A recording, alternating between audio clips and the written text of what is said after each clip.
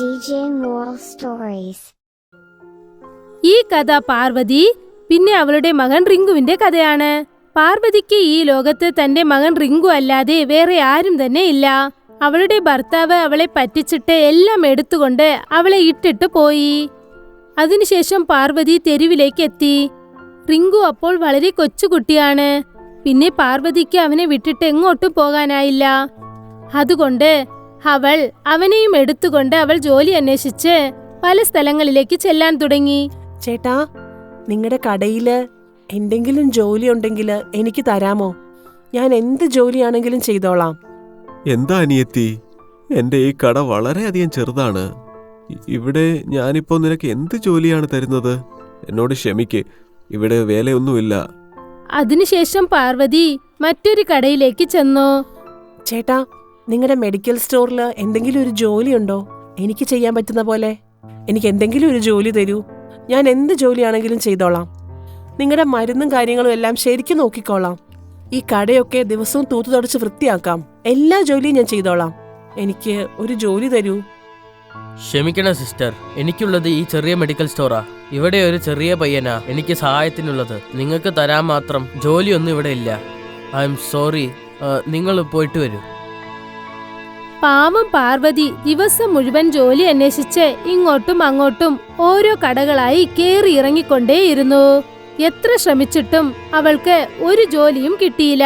എന്നിട്ട് അവൾ ക്ഷീണിച്ച് ഒരു ഡാബയിലേക്ക് ചെന്നു. എന്നിട്ട് അവൾ കൈകൂപ്പി ചോദിച്ചു, ചേട്ടാ, നിങ്ങളുടെ ഹോട്ടലില് എന്തെങ്കിലും ഒരു ജോലി ഉണ്ടെങ്കിൽ എനിക്ക് തരാമോ? ഞാൻ പാത്രം കഴുകാം, കടയൊക്കെ തൂത്തു തുടയ്ക്കാം, വരുന്നവർക്കൊക്കെ ആഹാരം വിളമ്പിയും കൊടുക്കാം. എന്ത് ജോലിയാണെങ്കിലും എനിക്ക് തന്നോളൂ. ഞാൻ എല്ലാ ജോലിയും ചെയ്തോളാം. എന്താ, എൻ്റെ കുഞ്ഞിൻ്റെ വിശപ്പ് മാറിയാൽ മാത്രം മതി. എനിക്ക് 2 നേരത്തെ ആഹാരം മാത്രം തന്നാൽ മതി. ഇത്രയും സഹായിച്ചാൽ നിങ്ങൾക്ക് വലിയ പുണ്യം കിട്ടും.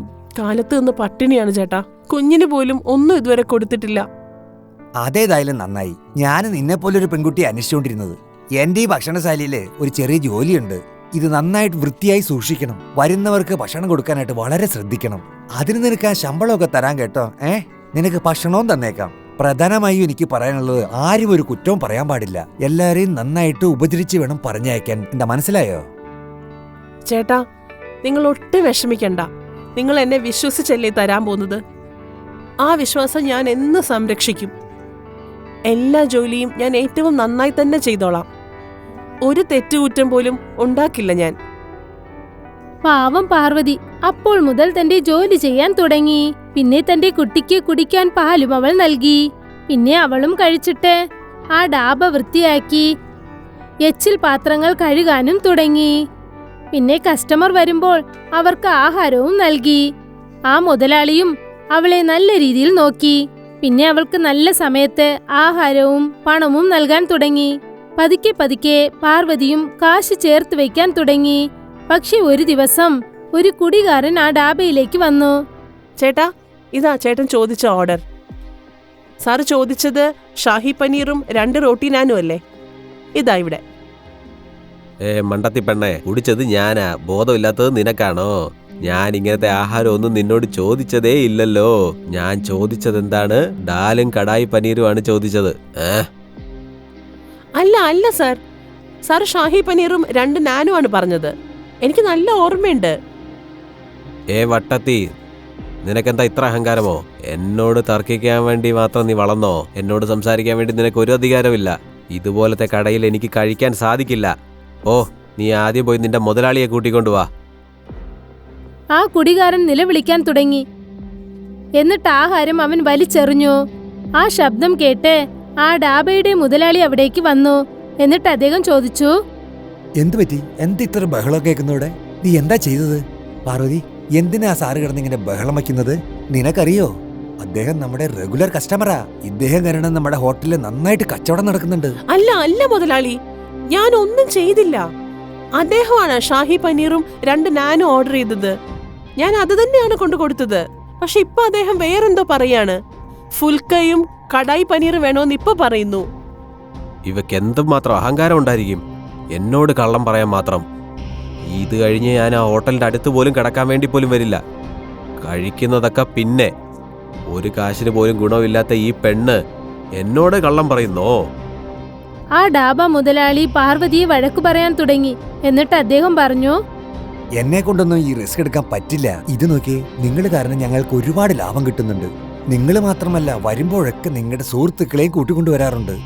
സാറല്ല പോകേണ്ടത്. ഞാൻ ഇപ്പൊ തന്നെ ഇവിടുന്ന് പറഞ്ഞയച്ചേക്കാം. എന്താ പോരെ?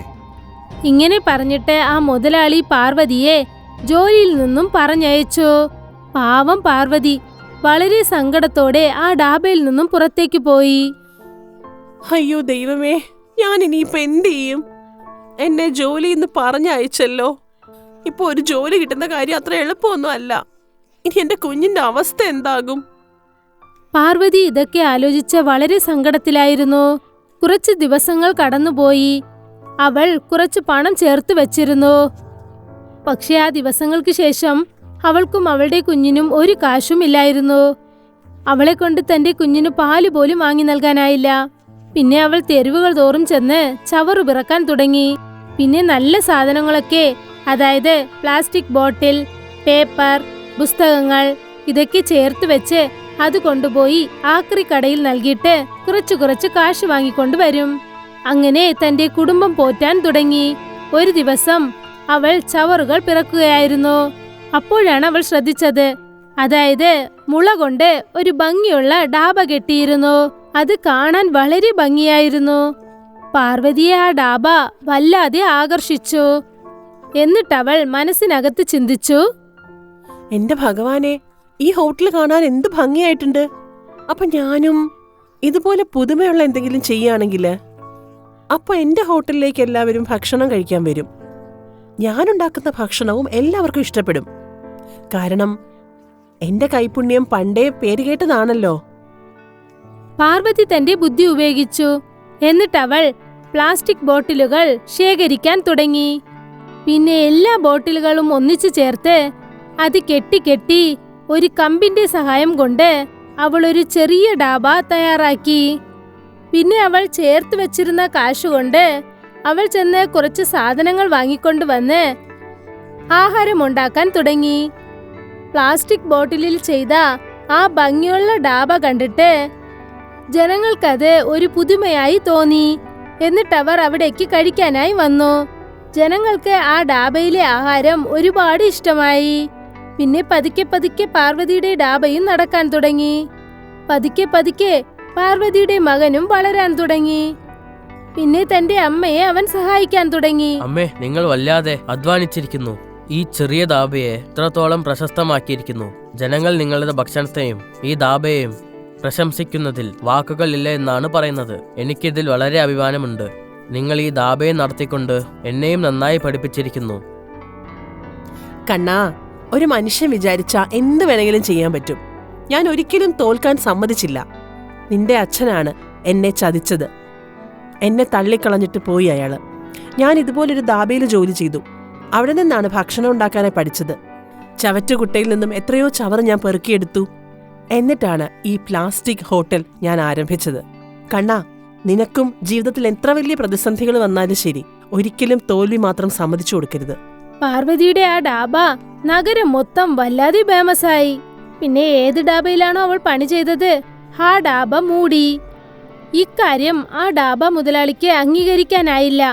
അദ്ദേഹം തന്റെ മകനോട് എന്തു പറഞ്ഞെന്നാൽ, മോനെ, ഈ പാർവതി ഉണ്ടല്ലോ, ഇവിടുന്ന് പോയിട്ട് പ്ലാസ്റ്റിക് ബോൾ ഡാബ തുറന്നതിന് ശേഷം നമ്മുടെ കച്ചവടം തകർന്നു പോയി.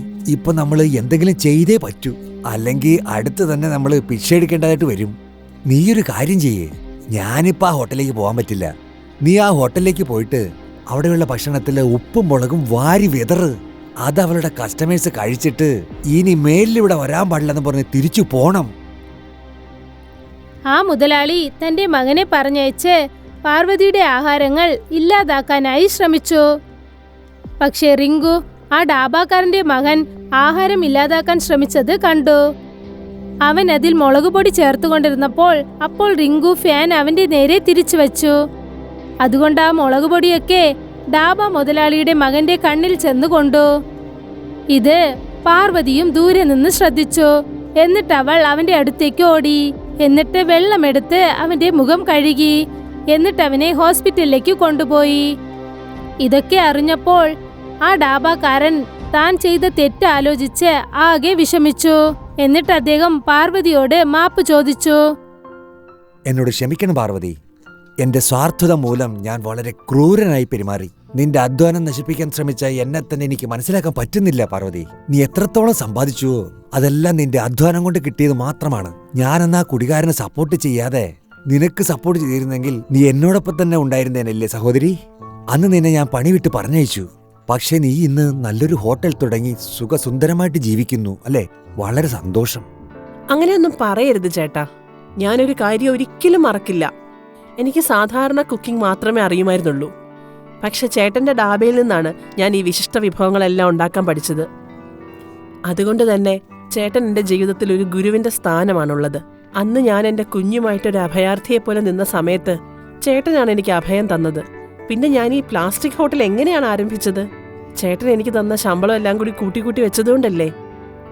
അതിനുശേഷം പാർവതിയുടെ പ്ലാസ്റ്റിക് ബോട്ടിൽ ഡാബ വീണ്ടും നല്ല രീതിയിൽ നടന്നു. പിന്നെ അവൾ ആ പഴയ ഡാബ മുതലാളിയെയും തന്റെ പാർട്ട്ണറായി ചേർത്തു. പിന്നെ രണ്ടുപേരും ചേർന്ന് ആ പ്ലാസ്റ്റിക് ബോട്ടിൽ ഡാബയെ വളരെ നന്നായി നടത്താൻ തുടങ്ങി.